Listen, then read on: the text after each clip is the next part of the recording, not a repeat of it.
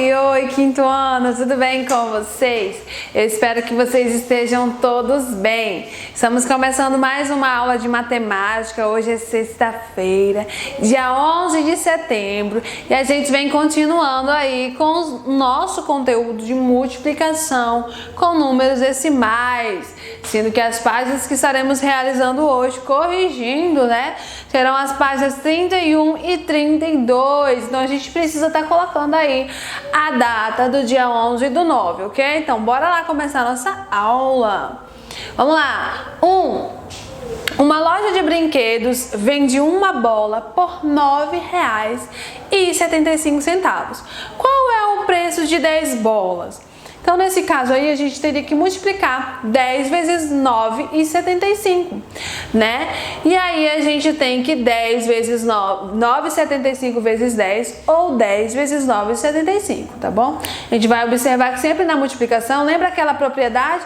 A ordem dos fatores não altera o produto? Então, R$ 9,75 vezes 10, a gente vai observar que a vírgula vai se movimentar uma casa, tá bom? Aí para a direita. A letra B, a gente vai observar que é por 100, então a gente vai ver que vai movimentar duas casas, tá bom? Para a direita. Mas a gente vai ter ali como resposta da letra A, R$ 97,50, tá? Como a gente trabalha com centavos, a gente precisou acrescentar ali um zero ali, tá bom? Agora de 100 bolas. A gente vai ter R$ 9,75 vezes 100. A vírgula se movimentou duas casas, já agora passa a ter a 975, tá bom? Logo, nós temos aí que 100 bolas irão custar R$ 975. Número 2, considere as multiplicações a seguir. Temos algumas multiplicações. Letra A, complete o quadro com os produtos de cada multiplicação. Nem precisa pegar aí o papel para estar realizando. No caso, a gente já pode só simplesmente estar movimentando a vírgula. Aqui a gente tem na letra A, ó, 2,76 vezes 10. A gente movimenta uma casa aí para direita. Então, nós temos 27,6. A B, 0,765 vezes 100, a gente precisa estar movimentando aí duas casas para a direita, porque o 100 tem dois zeros. Então, a gente vai ter aí uma, duas, a gente vai ter 76,5. A C, a gente tem aí 0,1289 vezes 1000, aí a gente precisa estar movimentando aí três casas após a vírgula. Três casas para a direita, perdão. Aí movimentando aí, a vírgula vai parar lá atrás do 8. Então, nós vamos ter aí 128,9. Letra B. Qual é a soma desses três resultados? Então, precisa estar fazendo continha de adição, continha de mais. Vamos ver aqui quanto que vai dar. Dá 233. Acertaram? A soma é 233. Letra C. Qual é a diferença entre o resultado do produto da ficha A e o resultado da ficha B? Diferença é subtração. E a gente trabalhando aí a subtração, a gente realiza sempre o maior em cima e o menor embaixo. Então, ele quer ali da letra A e da letra B, o maior ali é da letra B. Então, nós temos aí 76,5 menos 27,6. Fazendo essa continha aí, a gente tem 48,9. A diferença é de 48,9, ok? 3. Resolva mentalmente as multiplicações. Mentalmente, só observando aí a movimentação da vírgula. A gente tem a letra A, 45,6 vezes 10, anda uma casa para a direita. A vírgula está atrás do 5, ela vai para trás do 6. Então, a gente vai ter aí 456, porque aí Tem a vírgula lá, mas a gente tem os outros zeros. Então, quando acontece isso, a gente simplesmente só considera a parte inteira. Letra B, 34,51 vezes 10 vai movimentar uma casa. A vírgula está atrás do 4, ela vai para trás do 5. Então, a gente vai ter 345,1. Letra C, 0,78 vezes 10, a gente vai ter 7,8. Agora de 100, né? Que é da letra D. 9,89 vezes 100 movimenta duas casas, porque o 100 tem dois zeros. Então, a gente tem que a vírgula tá atrás do primeiro 9, ela vai para trás do segundo 9 ali, né? Então, a gente vai ter 989. A letra E também é por 100, a letra F também é por 100. Então, simplesmente vou colocar a resposta, lembrando que foi movimentado duas casas para a direita.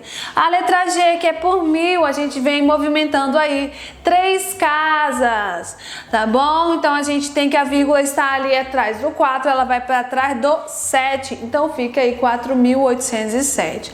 A H, a gente também movimenta 3 casas, né? Porque é por 1000, então a gente tem aí o 75. Os outros zeros a gente passa a desconsiderar ele, tá bom?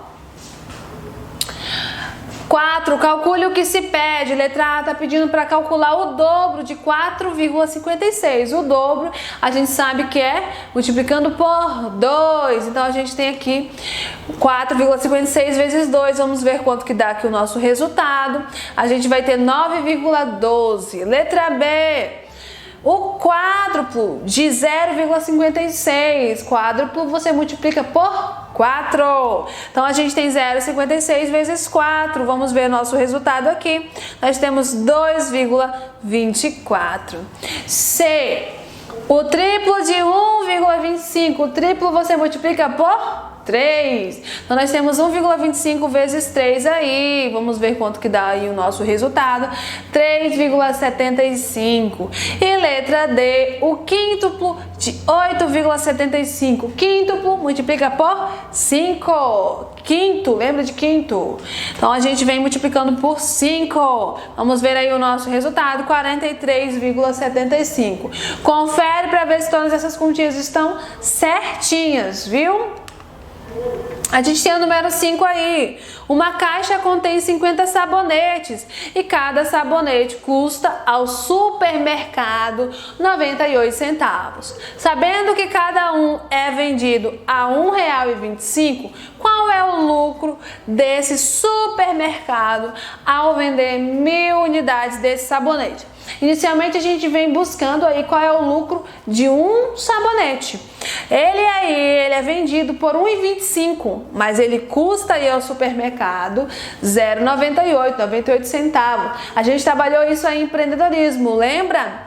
Vamos lá, a gente tem aí que a gente vai ter que subtrair do que ele vende, o valor que ele ganha, e aí menos o custo, que aí vai ser igual ao lucro, exatamente que nem empreendedorismo. Ganho menos custo, que é igual aí a lucro. Custo ou gasto, tá bom? Então, a gente vai ter aí 1,25, que é o que ele ganha por unidade, né? 1,25 menos 0,98, que é o que ele ganha, aí, que é o que ele gasta, na verdade, o que custa para ele, né? Fazendo essa subtração, a gente tem 27 ali centavos. Fazendo 27 centavos é o lucro para ele. Só que aí agora a gente precisa saber o lucro para 1000 unidades. Então a gente vem multiplicando 27 centavos por 1000. Fazendo essa multiplicação, a gente movimenta a vírgula aí 3 casas, vamos ter aí 270. Logo, o lucro é de 270. Se você fez de outra maneira e encontrou também 270, entra aí no plantão de aula que eu quero dar uma olhadinha para saber como que você fez, porque essa aqui não tem só essa forma de realizar, existem outras formas e eu estou bem interessada em saber qual foi essa forma que você utilizou, tá bom? A gente tem o número 6, escreva um problema que possa ser resolvido pela multiplicação a seguir. ok? Essa última parte a gente não pode fazer, porque para trocar o caderno a gente não tá podendo, né? Mas eu peço a vocês que façam, escrevam um problema que você pode estar realizando através dessa multiplicação. É pessoal. No plantão de aula eu quero ver quem fez esse probleminha aqui. Viu? É muito importante a gente estar realizando essas atividades que são pessoais. Eu vou começar a cobrar aí no plantão, tá bom? A gente vem concluindo aí a nossa aula de hoje, onde a gente trabalhou aí o nosso conteúdo de multiplicação com os números decimais. Observamos que envolve muito os reais, o nosso sistema monetário. Também trabalhamos aí relembrando o que é dobro, o que é triplo, o que é quádruplo, o que é quíntuplo, essas coisas, né? E as multiplicações aí por 10, por 100 e por 1000, sempre observando aí a movimentação da vírgula. A quantidade de casas vai depender pela quantidade de zeros, tá bom? Hoje a gente tem tarefa de casa aí na página 33, não esqueçam de fazer, tá bom? E é isso, gente, até a próxima aula. Desejo a vocês um ótimo final de semana. Tchau, tchau!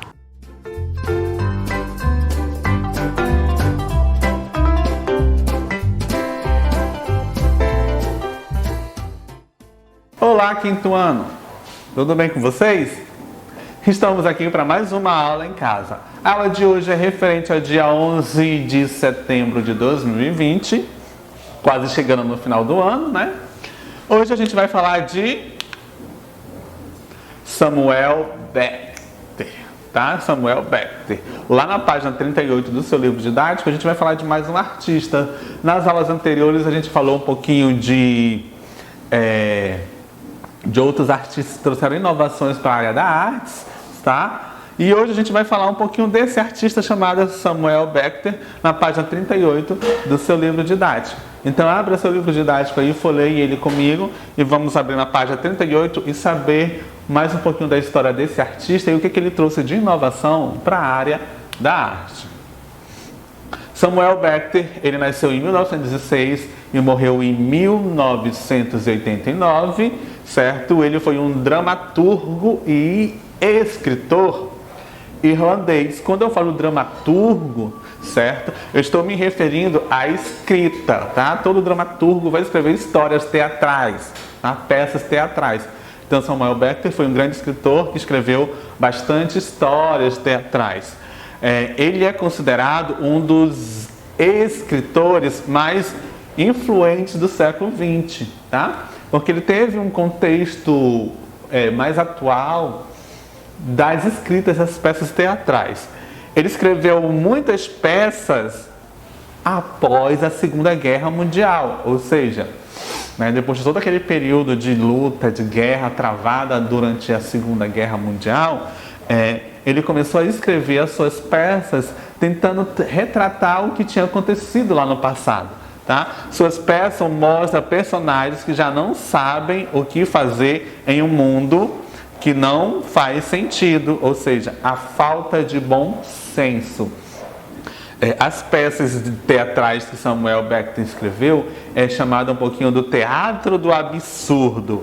Por que teatro do absurdo? Porque os diálogos que ele representa, o diálogo que ele traz dentro do seu contexto, é algo que foge muito da ideologia, é algo muito mais assim sarcástico, algo que também vai tentar retratar um pouquinho daquele povo da Segunda Guerra Mundial, tá? Por quê? Porque segundo os autores, os escritores falam que o teatro que Samuel Beckett escreveu tem uma falta de bom senso, ou seja, uma falta de ligação no contexto do mundo real, tá?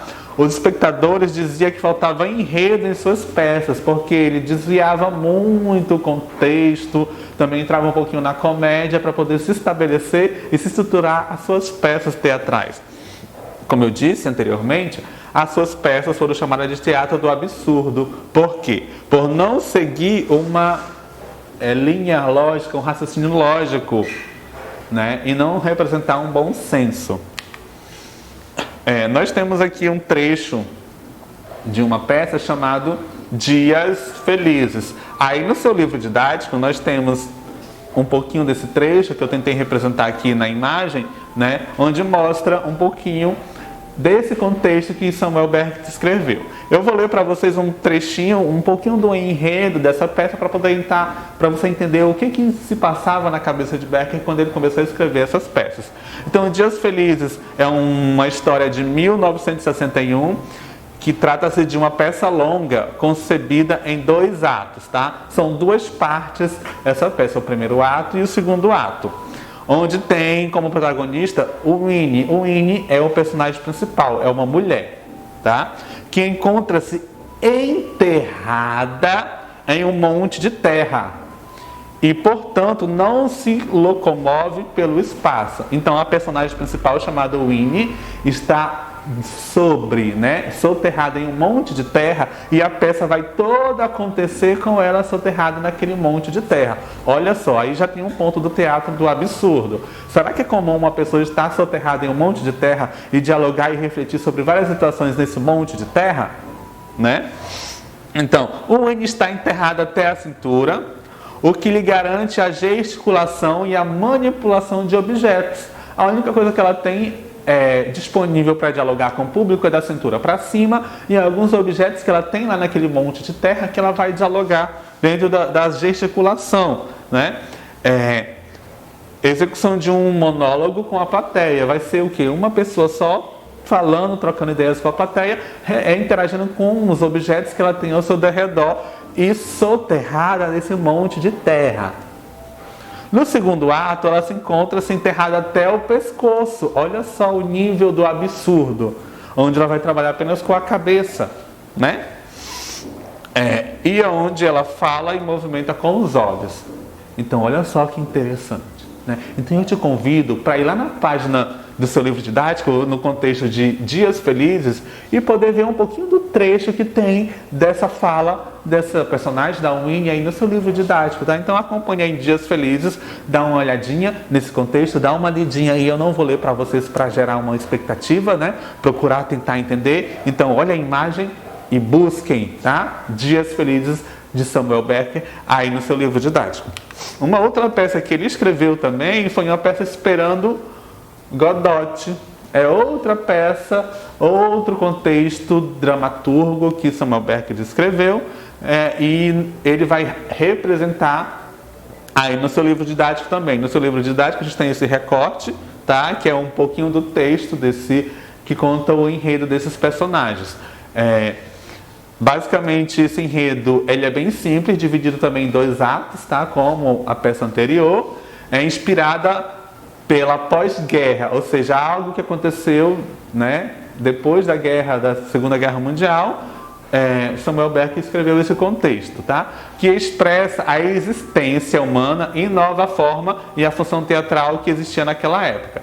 A peça se passa em um espaço formado por uma estrada e uma árvore, ou seja, é um meio do caminho, né? Nós temos aí como cenário desse enredo, dessa peça teatral, uma árvore e um caminho, onde apresenta-se um tempo mal definido, ou seja, está tentando se formar chuva, um temporal, um vendaval, aonde os personagens parecem não ter memória, ou seja, alguém que perdeu a memória, né? Que vive esquecendo o que estão fazendo. Os personagens principais dessa peça são Vladimir e Strogan, tá? Vladimir e Estragon são os 2 personagens principais, e ambos estão esperando por Godot. Então eles sentam debaixo dessa árvore, perto dessa estrada, para esperar Godot, e começam a dialogar e refletir sobre a vida. Os diálogos entre eles são extremamente absurdos e lentos, principalmente porque há silêncios em muitos momentos. Então são diálogos pausados, né? Demorados, com lentidão, tá?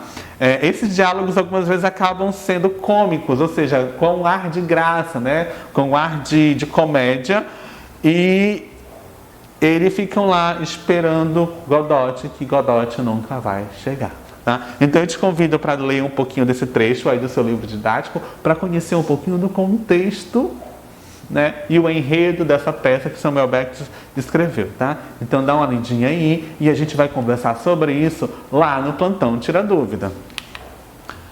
Atividade. Para contextualizar um pouquinho desse artista que acabamos de ver 2 obras clássicas dele, você vai aí na página 42 do seu livro didático, abre para mim, né, e vem comigo para a gente descobrir o que é que você vai fazer.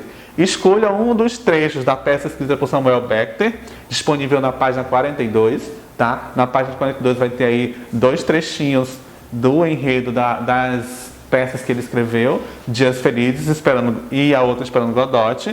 Aí você vai escolher uma dessas 2 partes, a primeira ou a segunda, de acordo com a sua preferência, e você vai montar a cena escolhida, seguindo as orientações que esses trechos do livro te dá, tá? Então você vai montar um pouquinho, uma pequena representação com as indicações que um desses textos vai te apresentar. Você vai escolher um dos textos, vai ler o que ele está pedindo e você vai executar em forma de apresentação teatral.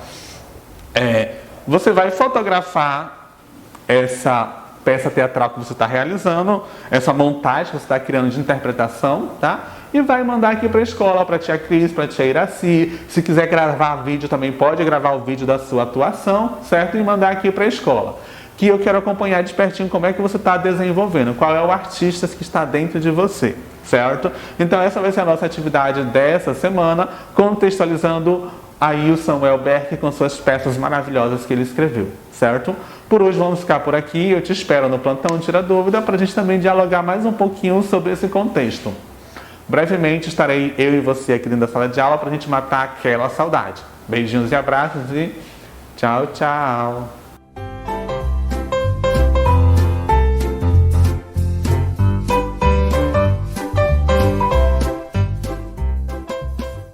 Olá, turma do 5º ano, tudo bom com vocês?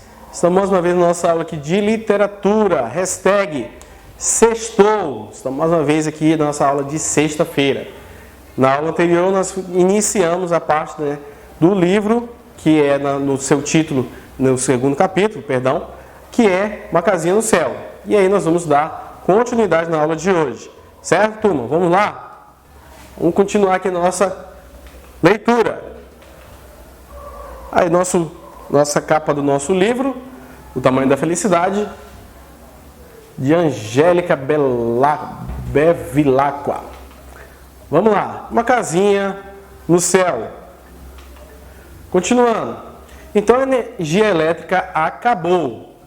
A música foi bruscamente silenciada. Um relâmpago iluminou o quarto e a menina pensou ver a avó. Mas não podia ser, a avó morrera naquela primavera. A menina reuniu as últimas migalhas de coragem e chamou: vovó? Não houve resposta e ela sentou na cama soluçando. Mas então um relâmpago iluminou e o Mickey trazido da Disney e o inesperado aconteceu. A menina riu. Ela se lembrou da cara da avó ao desembarcar da montanha-russa onde haviam entrado por engano. Daquela vez a avó não tinha feito piada. Ficou segurando o coração na garganta com as 2 mãos.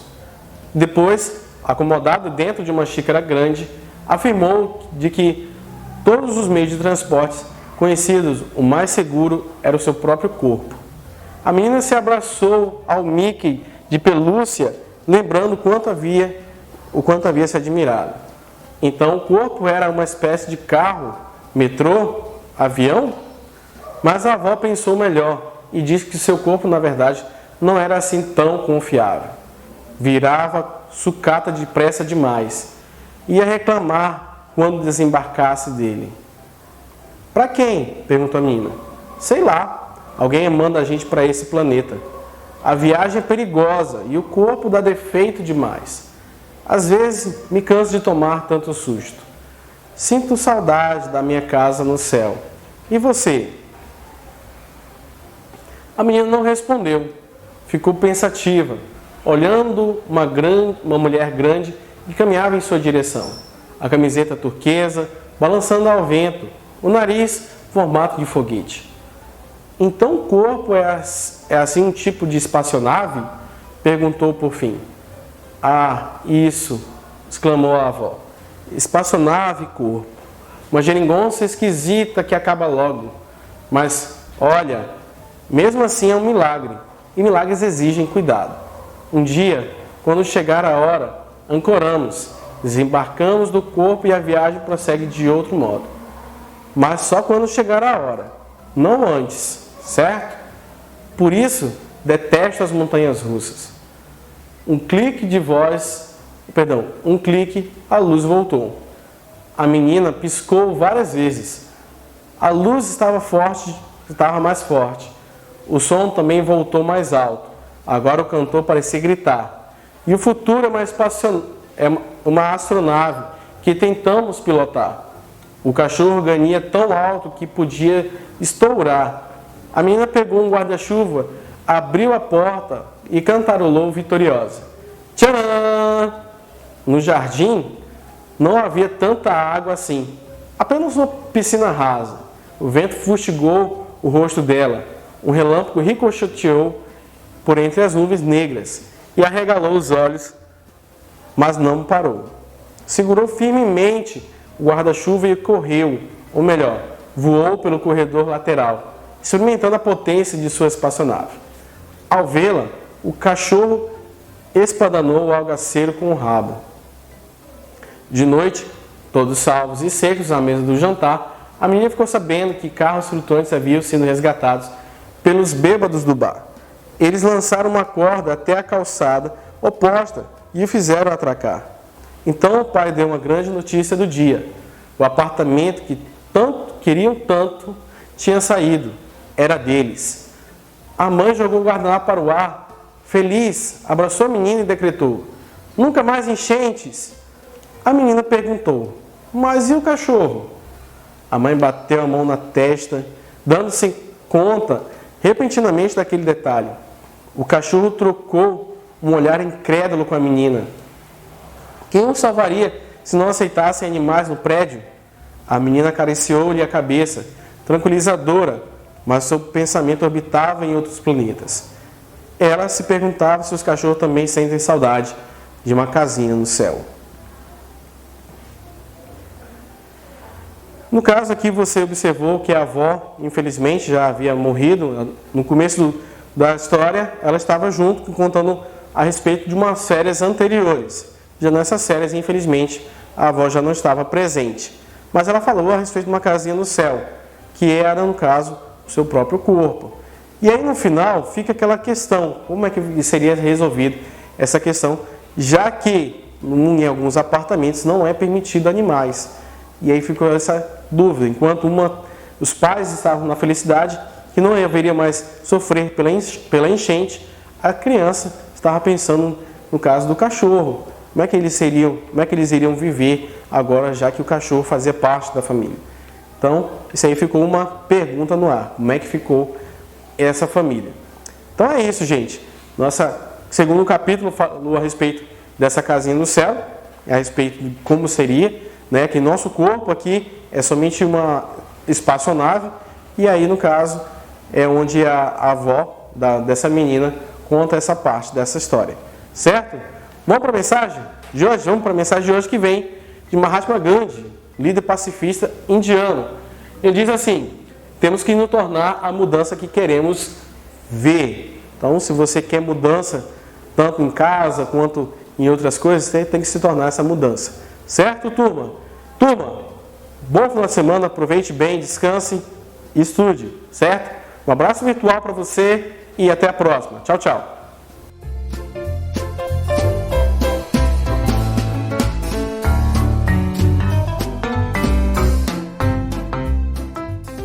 Sexta-feira chegou e também a nossa aula de geografia, né, quinto ano? Vamos então continuar o nosso assunto de geografia sobre aí as inovações tecnológicas, né? As novas tecnologias, o avanço da tecnologia. Vocês lembram do que a gente falou na nossa aula passada sobre a ciência, a técnica e a tecnologia?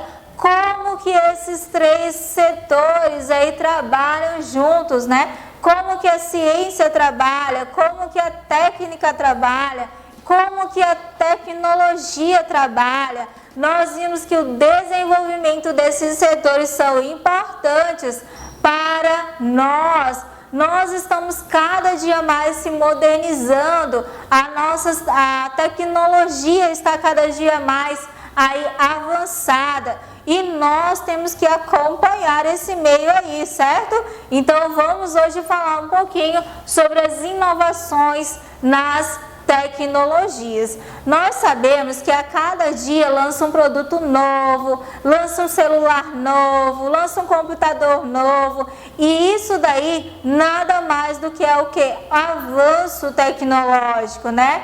O conhecimento da ciência e da técnica junto. Nós sabemos que a tecnologia é a junção da ciência e da técnica também, certo? E aí, para ajudar vocês lá nas páginas 20 a 24, olha só relembrando o que a gente viu na nossa aula anterior, né?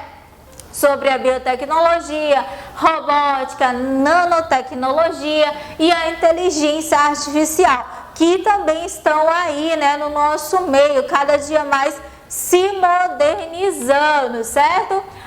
Relacionando aí o desenvolvimento da tecnologia para vocês, olha só que vai apresentar aí, que o desenvolvimento das ciências, como a agronomia e das tecnologias, como máquinas e equipamentos, bem como as recentes biotecnologias, tem revolucionado o modo de produzir e trabalhar no campo. O espaço rural brasileiro é bastante diversificado, com as maneiras de utilizar essas tecnologias diferentes, né? Essas tecnologias são utilizadas de maneiras diferentes para fins diferentes também. Dentro de uma mesma região, podemos encontrar diferentes padrões e características entre as propriedades do mesmo espaço rural. Aí, complementando para vocês, esse texto aí, Saiba Mais, ele vai apresentar para vocês aí um pouquinho, né, de uma das técnicas tecnológicas que esse estudante desenvolveu na escola dele. O que ele desenvolveu na escola dele? Olha só, estudantes recorrem à robótica para resolver os problemas da roça. Projetos incluem o coxo automatizado para cavalos e sistemas de irrigação contra o desperdício. Aí ele vai citar o seguinte: todos os dias, Vitor Mateus de Jesus tinha que madrugar. Antes de ir para a escola, era o responsável por passar de coxo em coxo, alimentando os cavalos do sítio em que morava com os pais. A rotina durou até um dia em que descobriu que poderia criar um coxo automatizado, né? O que é o coxo, né?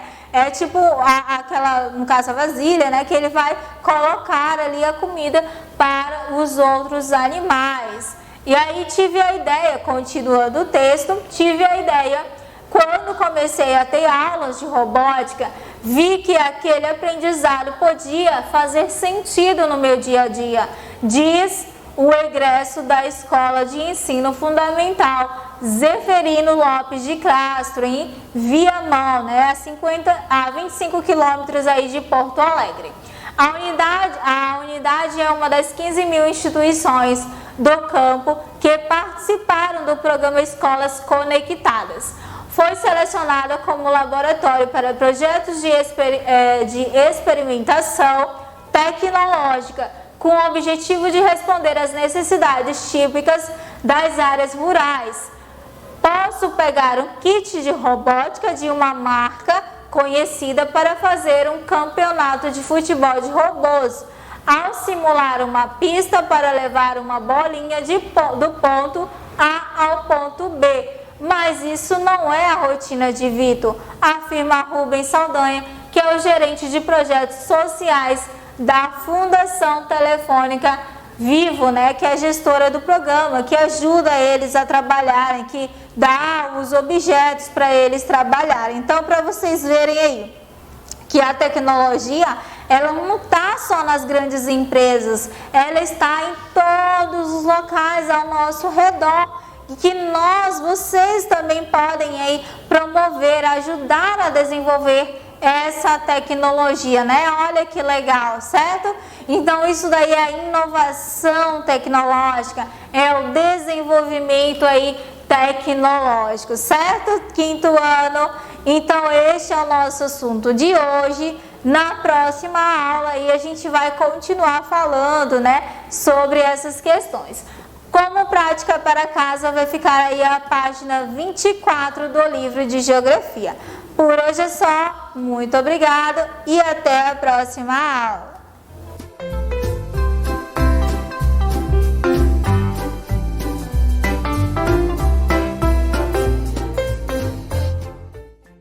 Olá, turma do quinto ano! Uhul! Hashtag sextou!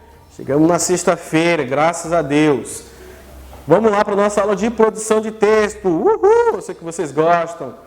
Bem, na nossa aula anterior nós vimos a diferença entre mito e lenda. Você compreendeu aí a diferença entre um e outra? Espero que sim. E na nossa aula de hoje nós vamos ver a questão das lendas folclóricas e também das lendas urbanas.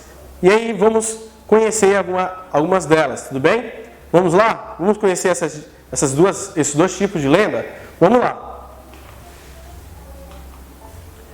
As lendas folclóricas. Você sabia que no dia 22 de agosto, ou seja, no mês passado, foi comemorado, o nosso folclore brasileiro, as lendas folclóricas. Ela está presente nas 5 regiões do Brasil com as lendas folclóricas, ou seja, são histórias que assumem características específicas de acordo com a cultura e tradição de cada povo. Assim, de norte ao sul do país, é possível encontrar uma variedade de lendas caracterizadas com peculiaridade regional. Na região norte, por exemplo, são comuns a lendas como a do boitatá, da caipora, do curupira, da iara, do lobisomem, do pirarucu, da famosa lenda do saci pererê. Além disso, na região sul você vai ouvir histórias sobre o neguinho pastoreio, da gralha azul, do João de Barro e da procissão das almas. A porca dos 7 leitões é uma lenda característica da região sudeste. Por outro lado, no nordeste, a lenda do vaqueiro misterioso, da cuca e do bicho-homem são bem conhecidas. Enquanto isso, na região centro-oeste, as histórias da mãe do ouro, arranca-línguas, pai do mato e da onça da mão torta são bem comuns. As lendas, de modo geral, não são histórias mentirosas, porém não são consideradas verdades absolutas, justamente pelo fato de não serem comprovadas. Entretanto, para que os relatos se sustentem ao longo do tempo, eles possuem, no mínimo, um tantinho de realidade. Vamos para lendas urbanas. As lendas urbanas, assim como as folclóricas, são relatos fantasiosos transmitidos de geração em geração. Porém, as lendas urbanas são histórias modernas, com um teor de terror. Além disso, explicam acontecimentos sobrenaturais e misteriosos, geralmente que ocorrem nas cidades. Dessa maneira, se difere um pouco das lendas folclóricas, mas a narrativa segue o mesmo objetivo, ou seja, explicar fatos que a ciência não conseguiria. Assim, as lendas urbanas são espalhadas pelas regiões do país e são caracterizadas como um folclore moderno. Afinal, quem nunca ouviu sobre a famosa loira do banheiro, não é mesmo? Essa é um tipo de lenda conhecida por todo o país. Além disso, a mulher de branco, a missa dos mortos, o homem do saco e o boneco fofão fazem as pessoas viajarem no mistério e no medo. É lógico, gente, como eu sempre digo, né, não é a intenção aqui da aula de produção de texto, não é despertar medo em você, de maneira nenhuma. Como eu sempre disse e vou falar, são histórias não verídicas, ou seja, não são histórias de fantasias, que você não sabe se aconteceu ou não. Vale do que você acreditar. Se você acreditar demais, você pode ficar com medo. Pode. Essa história, por exemplo, essa lenda urbana do homem do saco, eu antigamente tinha medo dela. Por quê? Porque, infelizmente, onde eu morava, passava um senhorzinho com um saco na mão. Ele passava correndo. E ninguém sabia onde ele morava e ninguém sabia o que ele carregava dentro daquele saco. Passei minha infância inteira tentando descobrir. E aí, só depois, já um pouco mais adulto, a gente já foi conhecer toda a história. Então, ou seja, não é minha intenção despertar medo em você. Isso são conhecimentos. Tá? Mesma forma do nossa lendas amazônicas e do folclore que você acabou de observar, que vai ter do norte ao sul, do leste ao oeste do nosso Brasil, várias histórias. A mesma forma também lendas urbanas, em qualquer cidade poderá também ter lendas urbanas. Porto Velho tem, professor? Tem bastante. Então, isso aí é para você somente acrescentar no seu conhecimento. Lembrando, não é para ter medo, por favor. Tá ok? Vamos aqui para a nossa mensagem? Vamos lá. A mensagem de hoje vem de Jim Rohn, um palestrante americano, que diz assim: se você não está disposto a se arriscar, esteja disposto a uma vida comum. Então, se você não arriscar nada na sua vida, a sua vida vai ser comum, como de qualquer outra pessoa. Certo? Então, bom final de semana, aproveite bem aí a família, se divirta e um abraço virtual. Tchau, tchau.